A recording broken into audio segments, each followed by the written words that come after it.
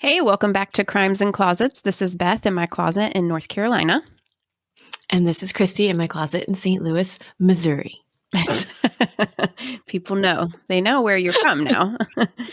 I know, but I went back yesterday and was listening to random, very first episodes, at least intros.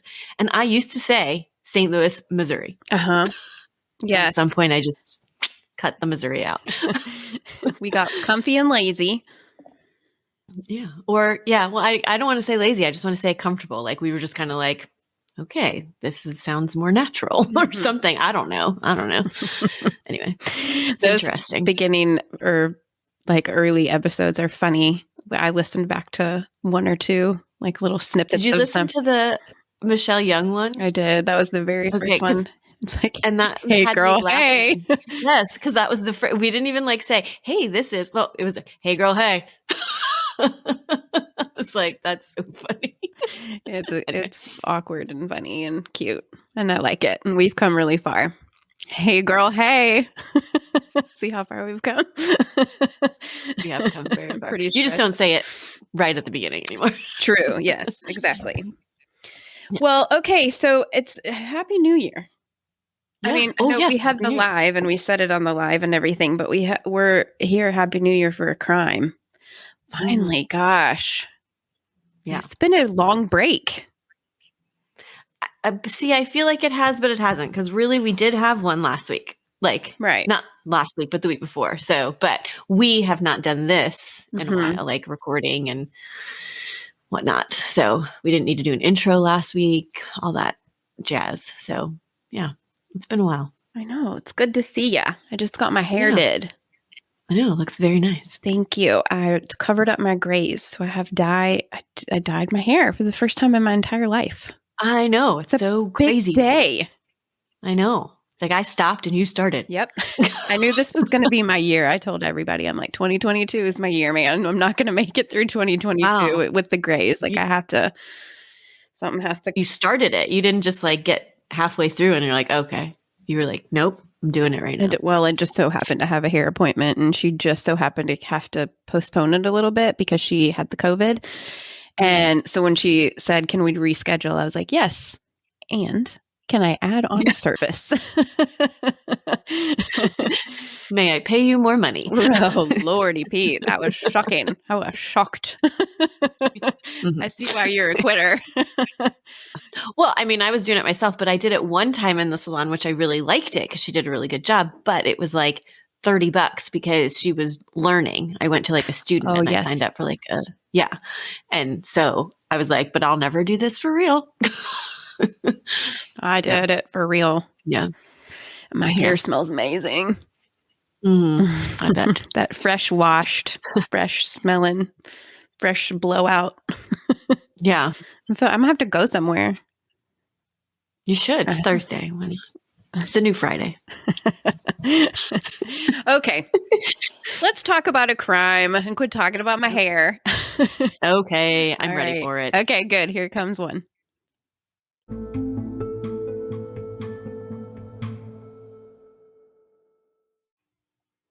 Okay. We're starting 2022 off with a real doozy. Ay. Ay is right. This case was suggested by Hillary, who is our friend from the north. She lives in Canada. Oh, and nice. This is a Canadian case. Oh, sweet. This is the case of the McDonald's murders. McDonald's as in Ronald McDonald, as in the restaurant. Oh, okay. Yes. Okay. It happened at a McDonald's in 1992. And it is a very big case up there. It took place in Nova Scotia, in a small town called Sydney River, which is on Cape Breton Island. Okay. Huge case. I read it's arguably still to this day known as the most tragic crime on this island. Oh, my goodness. I guess I have to hold my pants. Yep, you are going to have to hold on to your pants. I read a book about this case called Murder at McDonald's, The Killers Next Door, which was written by a journalist named Fonzie Jessom, who covered the case from the beginning to the end. He was super involved in it. And I found out about the book. Christy knows all of this because I've been talking about it all week. I found out about it really last minute. It was really hard to find anyway, just to like order it. So I had to read it on my Kindle, so I can't give it away, sadly. Maybe if I look it up and come across one, I'll go ahead and get it so that way I can give it away. But it's really good, very emotionally written. I think I read the entire thing in like 30 some hours. I finished last night at 9:30. So yeah, gosh, she like powered through that, man. I did. I don't know how. Yes, I did. So anyway, thanks for suggesting this, Hillary.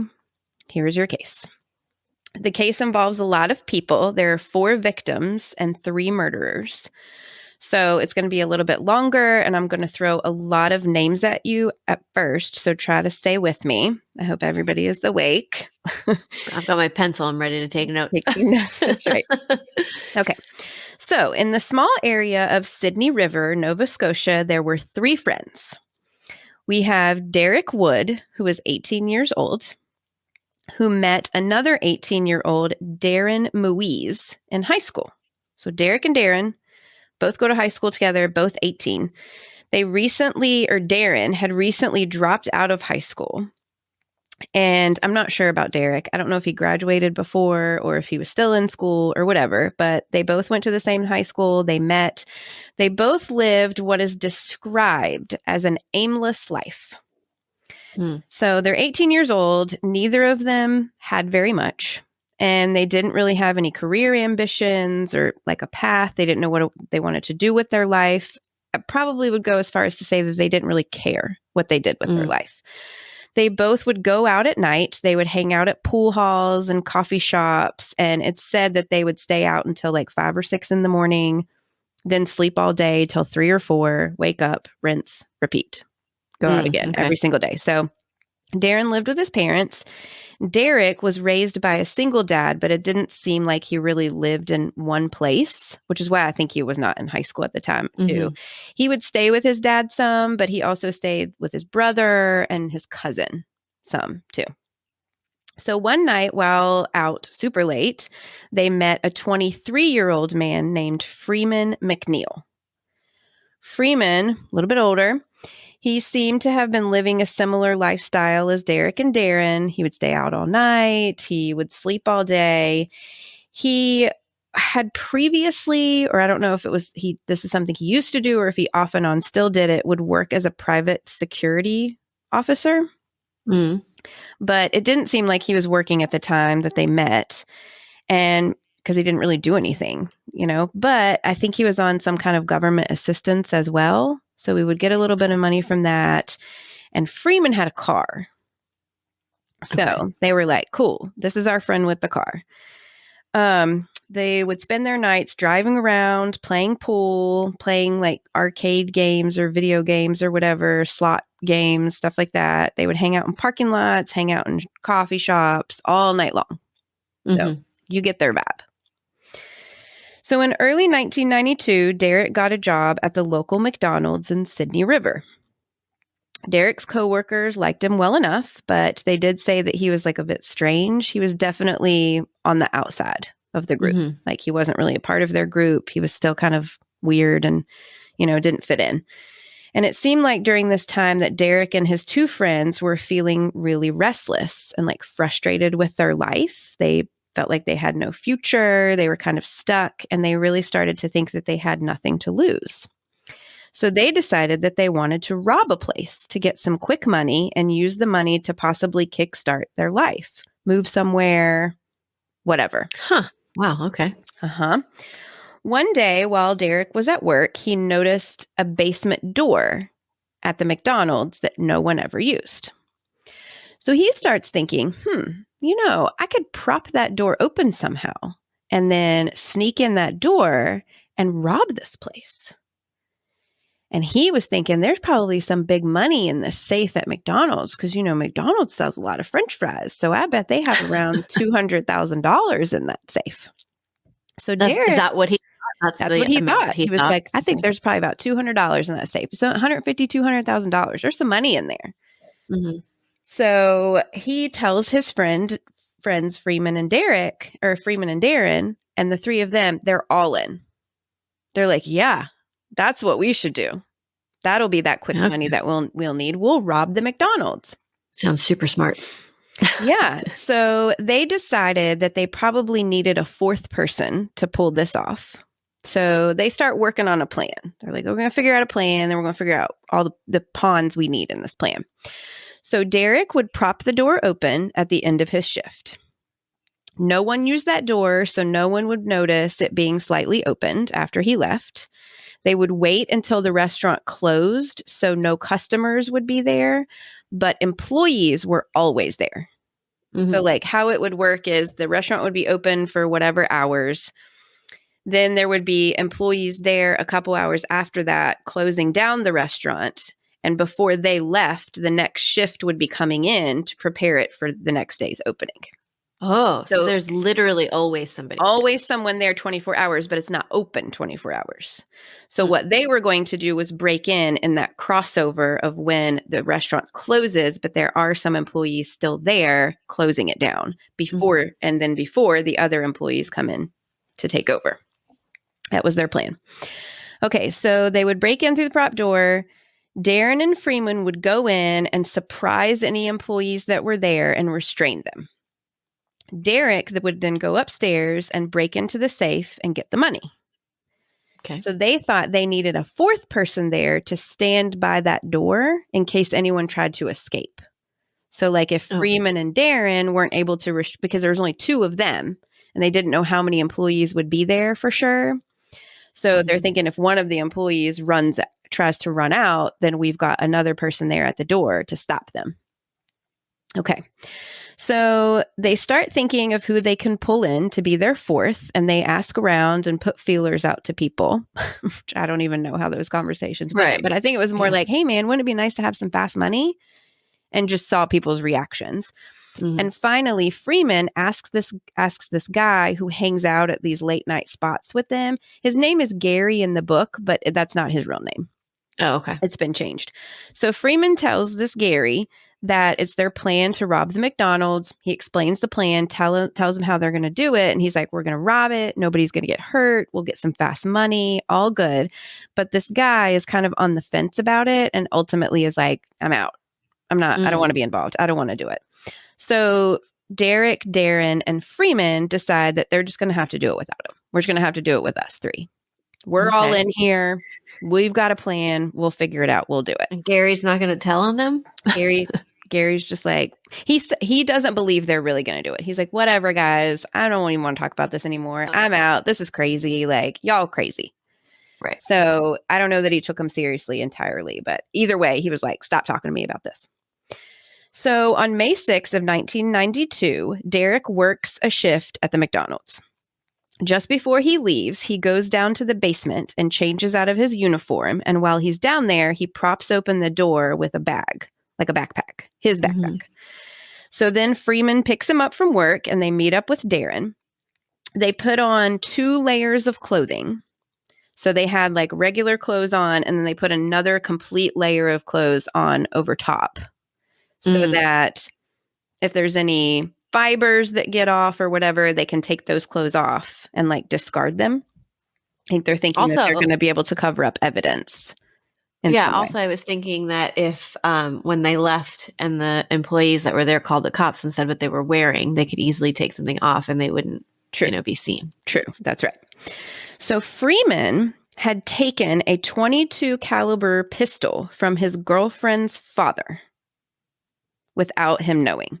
So the girlfriend's father had a gun that he kept somewhere. I think it was actually put up, and somehow Freeman got a hold of this and took it, and the dad had no idea. Nobody had any idea. But he brings it with him. He gets this gun and he brings it, and he gives the gun to Derek to use during the robbery. Freeman also brought a shovel and some ropes. Darren had brought with him 2 knives, and he brought a Halloween mask with him to wear during the robbery. Okay. So the boys parked Freeman's car in a secluded lot and walked to the McDonald's a little around midnight. So now this would be May 7th. So meanwhile, at the McDonald's, there were 3 employees still there. So it was closed. They were still there, like closing down the restaurant. The manager, which is 26-year-old Donna Warren, was in the office counting the money and doing that type of thing, putting it in the safe, things like that, and like closing up business for the day. Donna, just a little bit about her. She had a big smile. She had thick, wavy hair, and she was working at McDonald's to save money for law school. She wanted to be a defense attorney. So, okay. And then also there's 29-year-old Neil Burrows.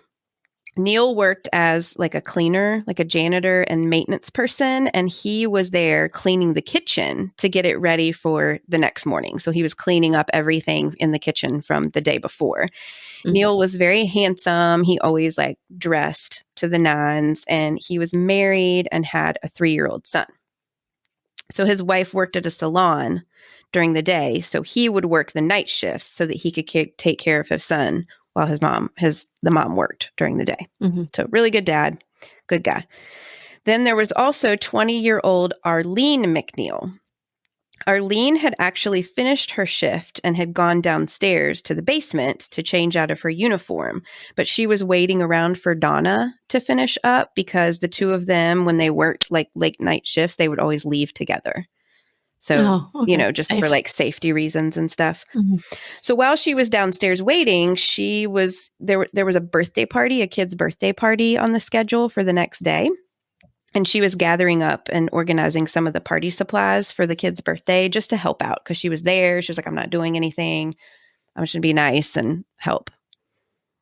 We used to have McDonald's birthdays all the time. Do you remember? It was like, I remember them, but I don't think we had one, but I remember. In the 90s. Yeah. Okay, so Arlene was extremely sweet. She was working at McDonald's to save money for college. She was very beautiful. She was known as like the prom queen. She was a super, super pretty, sweet young girl, staying late, waiting on her friend, helping out for the next day. Okay. And we'll find out what happens to these people right after this break.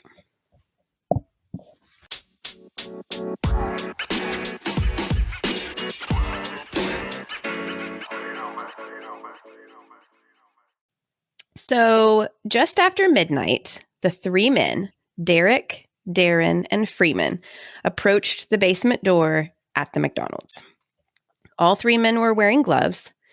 Derek put on his mask and got out his 2 knives. Derek pulled out the gun, and Freeman was holding a shovel, and he had ropes with him.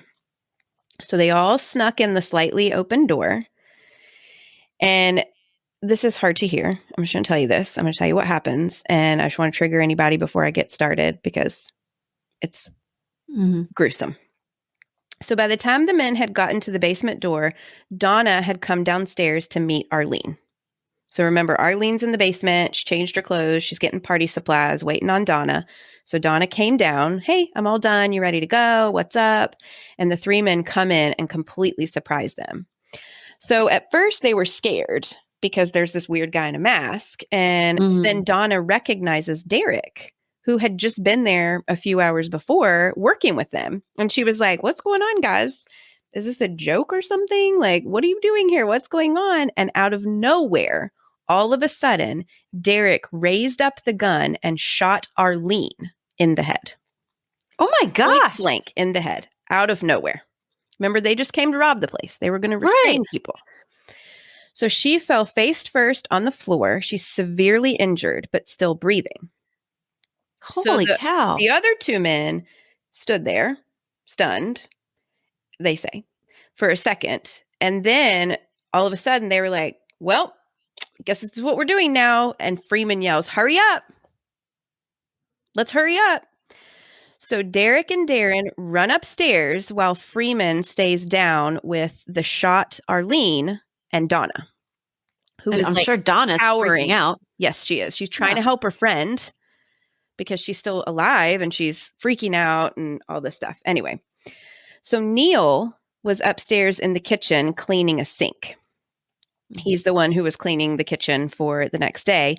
Because there's like machines and noises going on in the kitchen, he did not hear what was going on, and he didn't hear Derek and Darren run up the stairs. So when they got to the top of the stairs and opened the door, they surprised him. Derek just walks right up to him and shoots him in the head. Oh, my goodness. Yeah, no hesitation. So Neil falls to his knees. He's totally confused, doesn't realize even that he's been shot, and he tries to get back up. Then Darren stabbed him in the neck and sliced his throat. Still, Neil remained conscious and was asking for help and trying to stand back up. My word.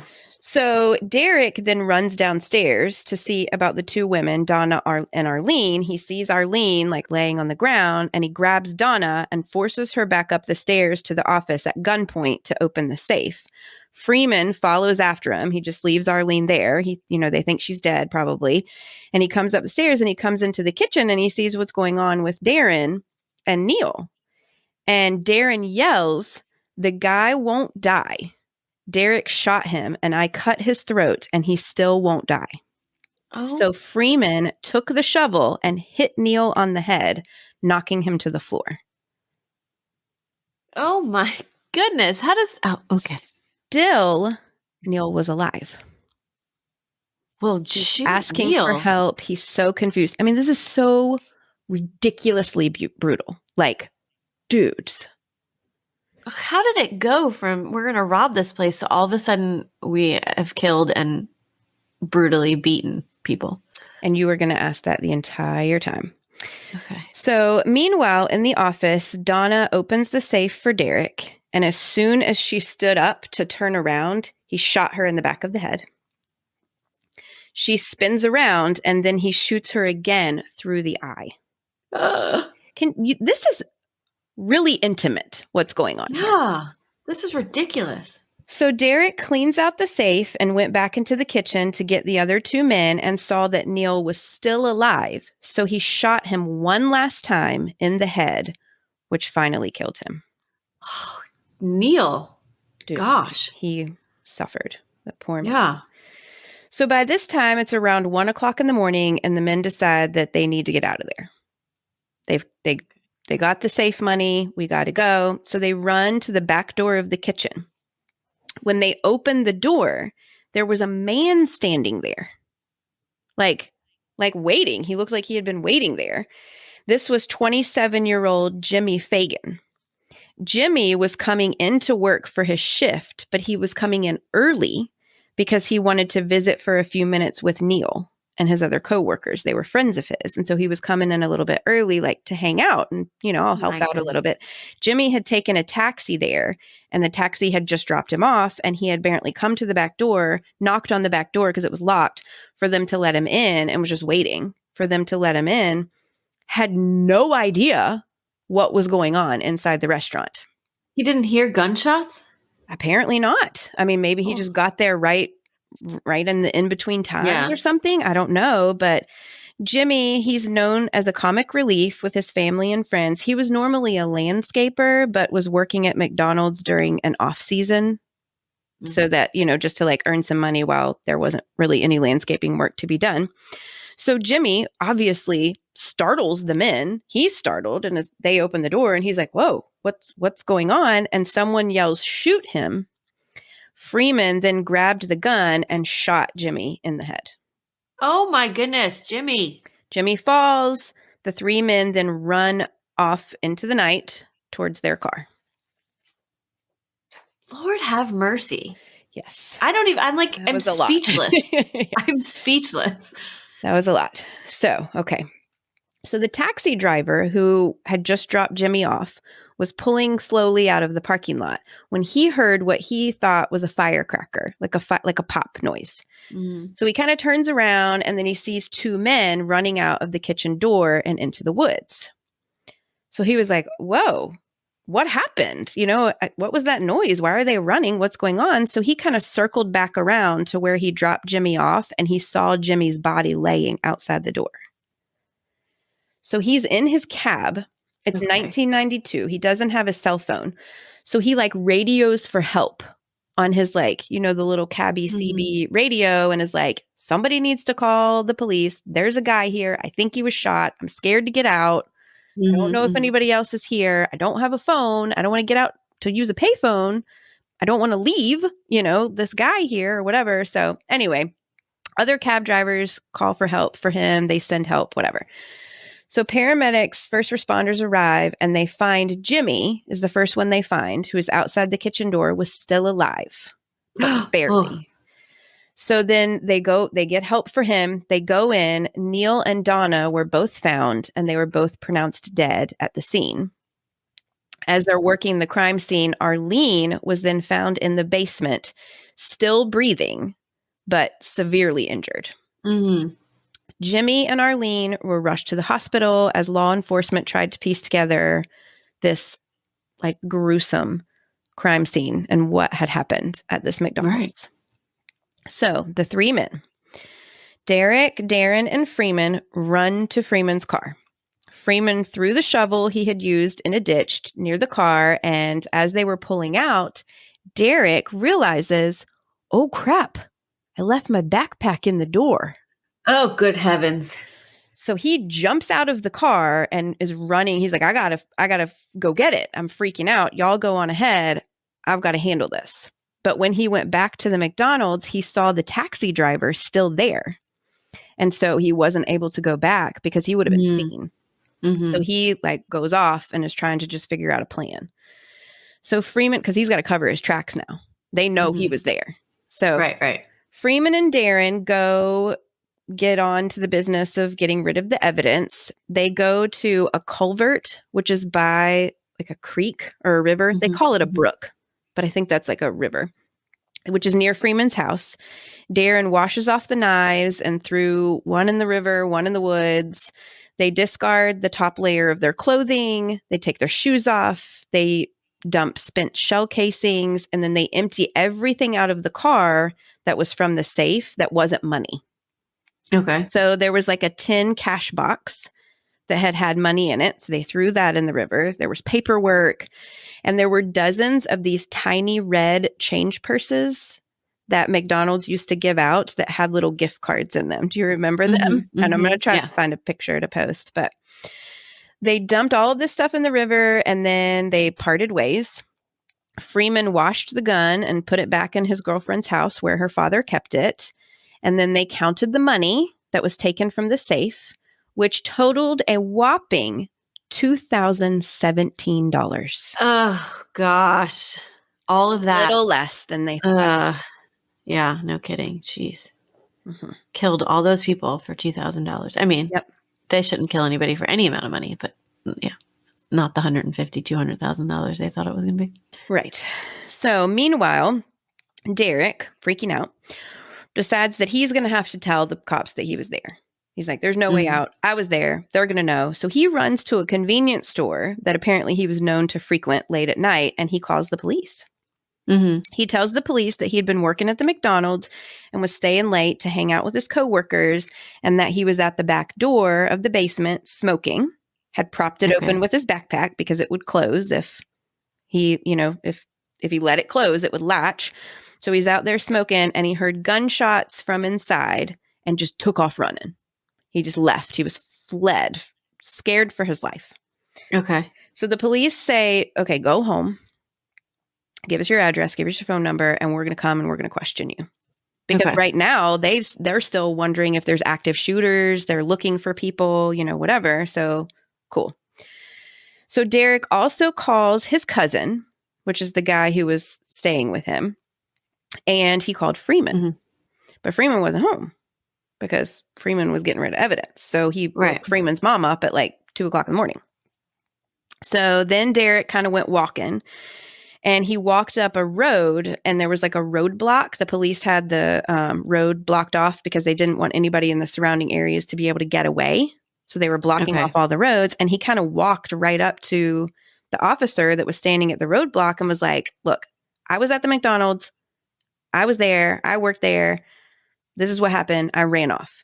And so the police are like, you stay right here, because he's an eyewitness at this point. So they They come, they talk to him. He was acting nervous and weird, and he tells them their story, and they're like, all right, go home. You know, like, we're going to need to talk to you again. They go back to the crime scene. They find his backpack in the door, which makes sense, but there's no cigarette butts anywhere. So immediately he was kind of seen as a suspect right away, not necessarily for committing the murders, but as a possible accomplice. Like, he had let them in at the very least because his stuff was in the doorway. He didn't have any blood on him, you know, nothing like that. So they were very confused. This kid's involved. We need to know how. So they're investigating all avenues and leads. This is kind of a side note. I started not to mention it, but it is interesting. They got a call from a woman who says that she was with her brother and 2 of his friends that night, and that they had robbed the McDonald's while she was in the car. So which is just like this random tip. And then they get a call that's called into Crime Stoppers that says the exact same thing, an anonymous call from Crime Stoppers. So the police, since there's 2 tips now coming in with the same names of these 3 men, they arrest those men. Like, they do like a sting operation. It was a big dramatic thing, and arrest these men. But all of these men had like solid alibis. They were really quickly cleared.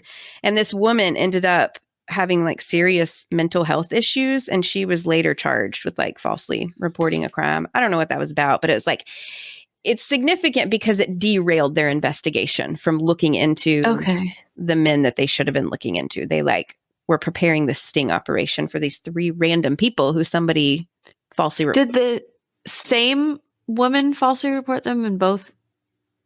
Oh, they don't know. They don't know anything about the Crime Stopper tip. Those things come in anonymously. They think so. They're pretty sure that it was, but they don't know. So then, as they're doing the investigation, some fishermen down by the river find a tin cash box that had a yellow sticker on it with Ronald McDonald that said, "Have a happy McDay." Oh, man. So they think, well, this is probably related. So they turn it into the police, and the police begin searching up and down the bank, and they find the other items that have been discarded in the river, a shoe. They find one of the knives. They find some of those little red purse things with the gift cards in them. So they know that whoever committed this crime was down by that river and that this stuff was related. Okay. But then the police get a call from Gary. Remember Gary? Right. Gary is going to be the group's 4th. Gary tells them everything. He says, Derek, Darren, and Freeman told me that they were going to rob this McDonald's. They asked me to be involved. And he said, after it was actually robbed, you know, a day or 2 later, Freeman called me and told me, well, somebody else got to it before we did. So Gary didn't believe them, obviously. And so he decided to call the cops and turn them in. He said, I didn't really think they would really do it. I thought they were crazy, just like blowing smoke, like, you know, drunk talk, whatever. But then when it actually happened, and then Freeman felt like he had to come back to me, he was like, I feel like that they were involved. So police know of Derek's involvement somewhat. So they can connect him to the crime already. Derek had also tried to call Freeman the night of the murders. So now they can connect the 2 of them together. And then they go to question Freeman, and he tells police that he was with Darren that night. That was his alibi. He was driving around with Darren. So now they're like, okay, this Gary just named these 3 boys. And now we can connect all 3 boys together the night of the murder. So also during this time, Jimmy, the one that was shot, the guy that was standing by the back door that was shot, he had been placed on life support, but he was declared to be brain dead. So his wife, his young wife, had to make the heartbreaking decision of removing him from life support, and he passed away. Arlene is still alive. She's seriously injured in critical condition and in a coma. It's all while this investigation's going on. All these people are shot in the head and they survive. Some of them multiple times. Right. Like, for a period of time at least, if not. Oh, gosh. Jeez. Okay. So Derek, they bring him in for questioning. Sticks to a story about smoking outside the basement door, hearing shots, says he sees 2 men, one in a mask, which is something that is new. And then he runs away out of fear, called the police. Darren told the police that he didn't have anything to do with the murders. He didn't know what they were talking about. He says that he was at a shopping plaza eating, and he heard two men from a nearby town talking about how they were going to rob the McDonald's, and that the men had seen him looking at them. And since then, he had noticed like somebody was following him.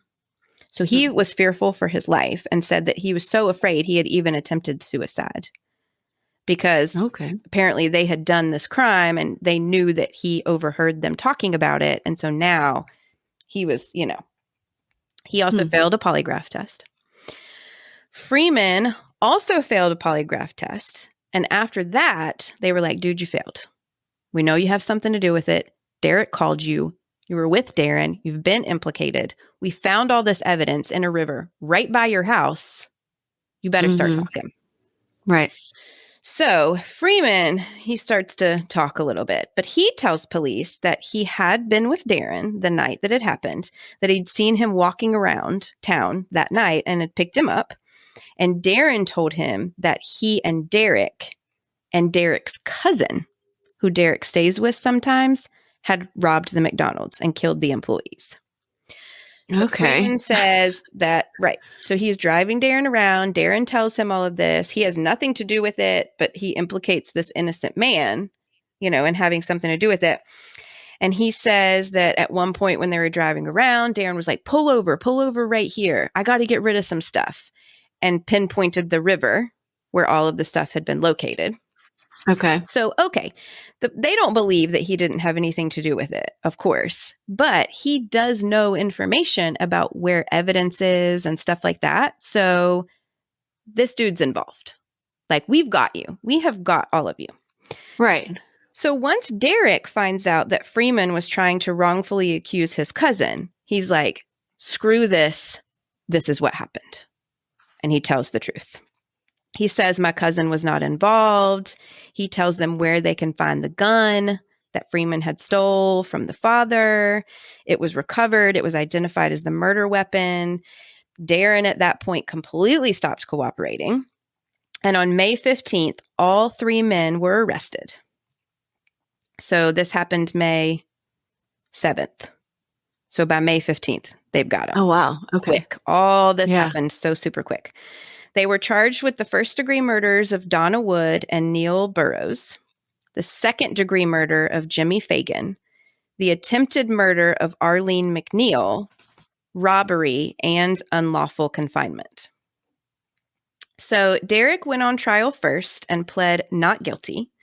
And in June of 1993, just a little bit over a year after, a jury found him guilty on all charges.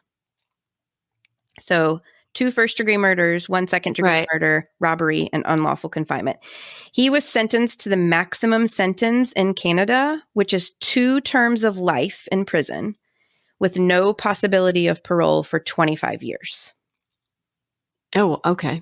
I don't know why they call it anyway. I mean, he can get denied parole, so he could potentially spend his life in prison. But we all know Canada has more lenient sentences than we do here in the U.S. Okay, so 18 hours after Derek's trial, Darren's trial begins. Now, there were some issues with Darren, and because, he stops talking, he doesn't tell the police anything, he does fail a polygraph, but he doesn't come clean like the other 2 guys do.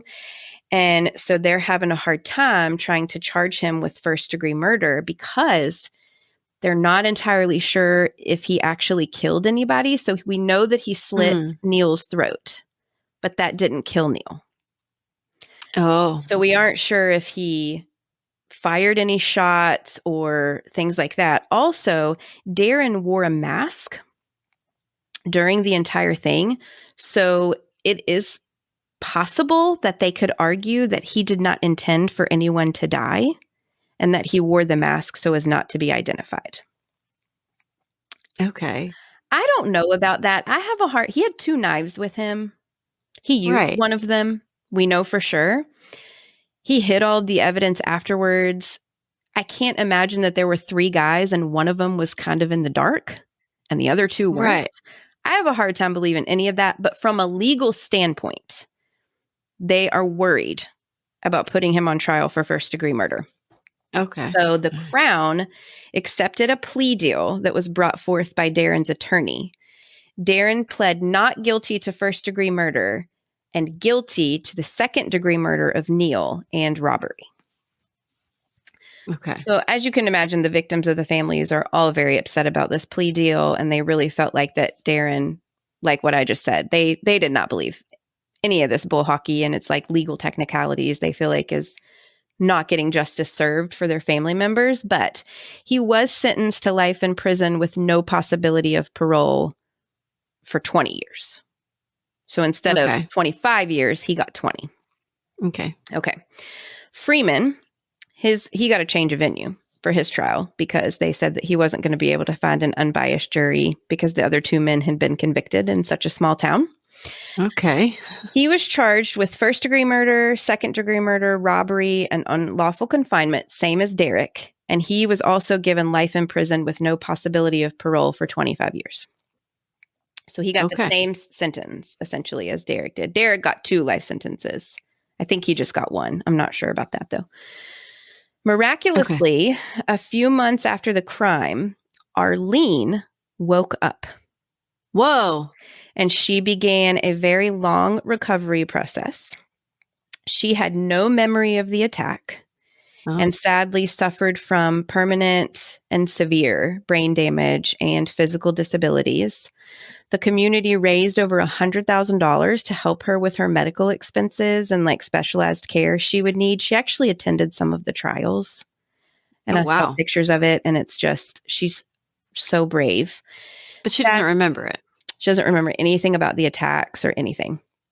But she passed away in 2018 at the age of 46 years old. Oh. Yeah. So she was an amazing survivor. She, total like warrior story. But did she die from like basically like complications, or you don't know what she died? It doesn't say. It says an illness, like an unspecified illness. Okay. So I don't know what that means. But I mean, she was severely disabled. She was like a paraplegic. She was always in a wheelchair. She was very disfigured, super strong lady, super strong. So she was only 20 years old when this happened. Like, unbelievable. Yeah. So Derek and Freeman remain in maximum security prisons. Derek applied for parole in 2015, but was denied because he was still found to be a danger to society. I think he's had some scuffles in jail of things like attacking guards and things like that. Oh, okay. But frustratingly, Darren received full parole in 2012, 20 years after the murders. So he was sentenced to 20 years before he could apply for parole. He applied. He got it. Wow. Yeah. He was told he could never go back to Sydney River or the surrounding areas. And it's believed, I saw somewhere that he might be living in like Quebec. I don't know. But I mean, as you can imagine, even 20 years later, this was like another blow to the families of the victims that this guy just full parole. Here you go. Have a good life, sir. He was only 18 years old when this happened. So when he was paroled, he was only 38. A whole life ahead of him that their family members will never get.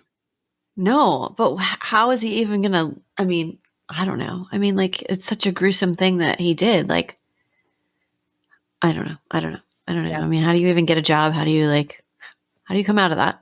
I don't know. I'm assuming Canada has programs for that, but I don't know. Yeah. So the McDonald's operated until 2000 when it was finally demolished and a new McDonald's was opened up in a more desirable location. The location where that McDonald's is just a slab of concrete. Oh. And people in the community still say that like when they drive by, they get like an eerie like shiver. So the 3 men never gave any explanation for why they choose to so brutally murder these 4 people or 3 people and shoot the 4th. And they had to and are still being held in protective custody because even their inmates hated them. Oh, wow. Even the other people in jail were like threatening them, and yeah, like they were hated. Jeez. The whole town still remains very shaken by all of this that happened because to them, they're thinking like these crimes are so brutal. The people who did this, these murderers, these are hardened criminal monsters. And it turned out that they were like bored young men that lived right there in their town that just out of nowhere decided to rob and then brutally murder this place. So I will end the story with a quote from the book, which I really liked because I think it really like wraps up the impact of all of this on their little community. It is, quote, "The Sydney River McDonald's murders were a terrible tragedy. The legacy of pain left from the 7 shots fired that night will continue to be felt for many years.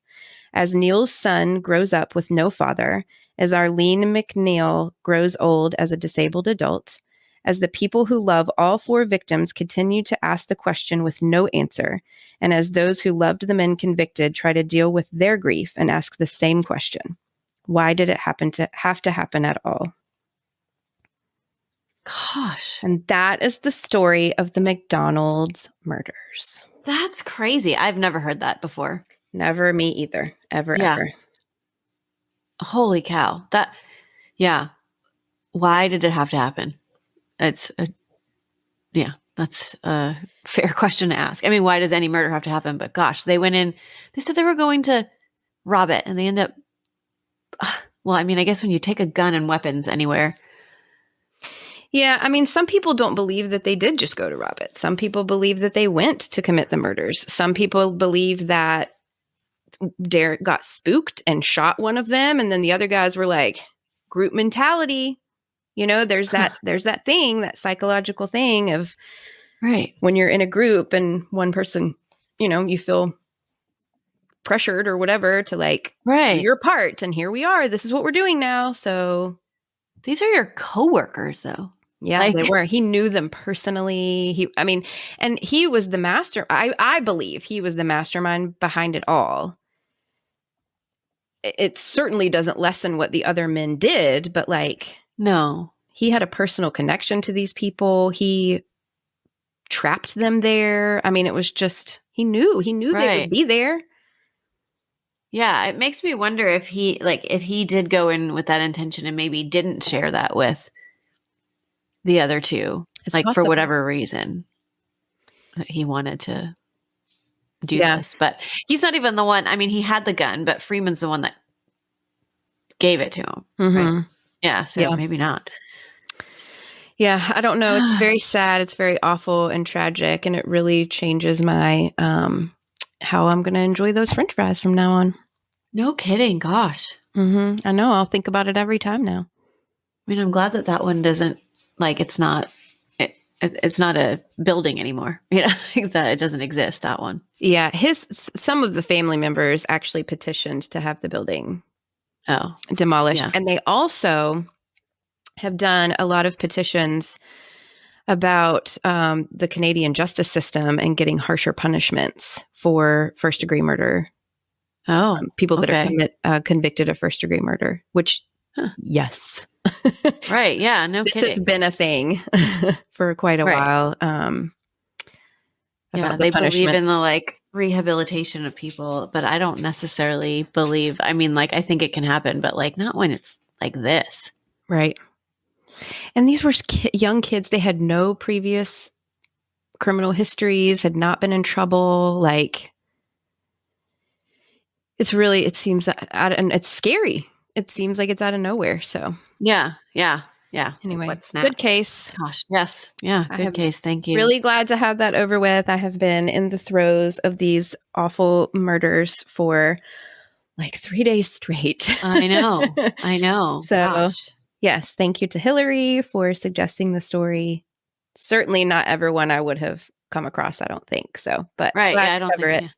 Yeah, awesome. Great. Well, thanks for sharing it. Thanks for diving deep into that. You're welcome. Yeah, that took a lot of, not that all of them don't, but that took a lot for you to get through in a few days. And so and we appreciate that book. So hang on Hang on. Hold on to your pants. Let's see if I can get a hold of that book. Yeah. I mean, I'm kind of, it's a good book though. It is a good book. book. Interesting. Yeah. Lots of interviews from the family members, lots of really in detail court things that happen in court. It goes into the trial a lot and how like the families really were so frustrated by all of the things that was going on. And it's interesting. It's good. It's very emotional. Yeah. Cool. All right. Well, yeah. Keep an eye out for it. I may have actually keep an eye out for it on my Kindle. I sent it to you first. Okay. Anyways, well, thanks for doing that. And we hope you guys enjoyed that. And welcome to 2022, everyone. Happy New Year. Happy New Year. Thanks for sticking with us. And hopefully you continue to stick with us. And we love it. We're having fun still. As much fun as you can. We're researching murder. That's right. But anyways, thanks again. And you can come find us on social media, interact with us. Let us know what you think about this story. What, if you have any thoughts on it. I'm sure there'll be lots of posts and stuff this week for this. So, and just always remember, the world is scary. People suck. Hide in your closets.